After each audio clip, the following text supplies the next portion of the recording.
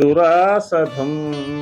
ఏవం బుద్ధేః పరం బుధావ సంస్తభ్యాత్మానమాత్మాన జహి శత్రుం మహాబాహో కామరూపం దురాసదం.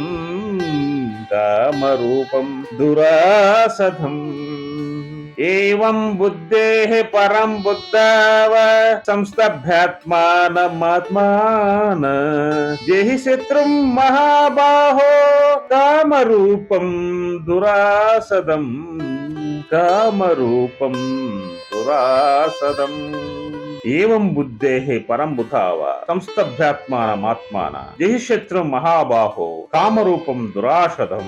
ఈ 43వ శ్లోకంలో మహాబాహో అంటే గొప్ప బాహువులు కల ఓ అర్జున, ఏవం అంటే ఈ ప్రకారముగా, బుద్ధేః అంటే బుద్ధి కంటే, పరం అంటే అతీతమైన దానినిగా లేక శ్రేష్టమైన దానినిగా, ఆత్మానం అంటే ఆత్మను అని, బుద్ధావ అంటే తెలుసుకొని, ఆత్మన అంటే వివేకవంతమైన బుచేత, ఆత్మానం అంటే మనస్సును, సంసభ్య అంటే లెసగా నరికట్టి, దురాసదం అంటే జయించుటకు కష్ట సాధ్యమైనట్టేని, కామరూపం అంటే కామమును అని, శత్రువును అని, జహి అంటే నశింప చేయుము అంటే విడువము లేక దానిపైన జయించుము. ఈ 43వ శ్లోకానికి తాత్పర్యం గొప్ప బాహువులు గల ఓ అర్జున, బుద్ధి కంటే అతీతమైనది దానిగా ఆత్మను తెలుసుకో. వివేకంతో కూడిన ఆత్మ బుద్ధి కంటే చాలా గొప్పది.